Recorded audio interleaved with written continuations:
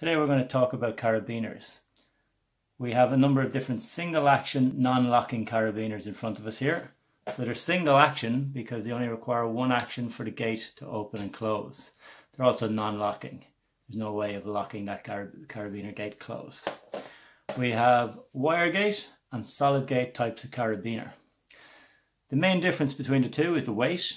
The wire gate will be lighter than the solid gate.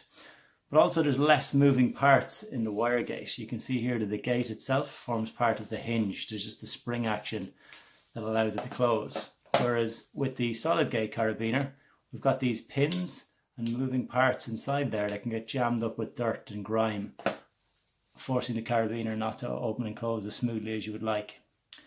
There's also a major design flaw in the solid gate carabiner, in that if it bashes off a rock hard, or under tests people have studied to see that rope running along the carabiner as if somebody was being lowered would create a vibration causing the solid gate to open, flutter open, so it's called gate flutter. A simple way of proving this is by hitting the back of my hand. You can hear that the gate is opening and snapping shut again. When I try that with my wire gate carabiner, it's not audible or doesn't happen.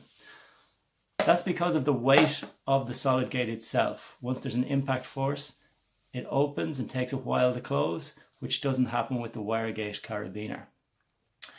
That action might happen if your carabiner bashed off a rock.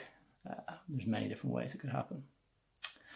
What we also have is a straight gate and a bent gate. There's more strength in the straight gate and less strength in the bent gate. But you'll often see on a quick draw, the bent gate will be on the side where the rope is to be clipped in.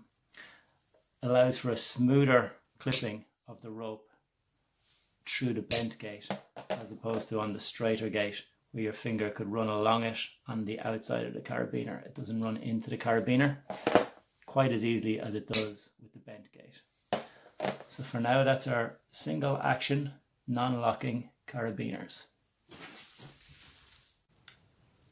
Now we're going to look at locking carabiners.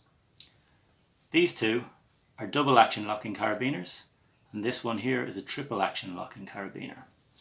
So on a double action carabiner, the first action is to unscrew the gate, the second action is to push the gate in.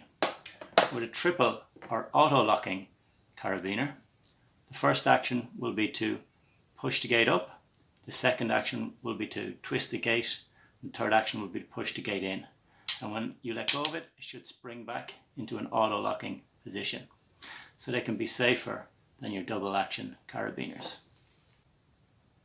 Two of the main types of carabiner that we use in rock climbing are the D-shaped carabiner and the HMS or pear-shaped carabiner.